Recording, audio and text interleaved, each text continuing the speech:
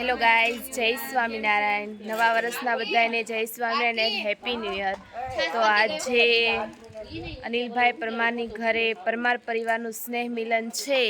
તો મીનાબેનના સ્પેશિયલ ઢોકળા તો તમે જોઈ શકો છો. સ્પેશિયલ ઢોકળા. આ મીનાબેન છે, તેમના સ્પેશિયલ ઢોકળા છે. આ પારુલબેન પરમાર છે આપણી સાથે. અને તમે જોઈ શકો છો કે આ ચૂલામાં અને પેલા ચૂલામાં ઢોકળા થઈ રહ્યા છે. લાઈવ ઢોકળા સ્પેશિયલ મીનાબેન પરમારના.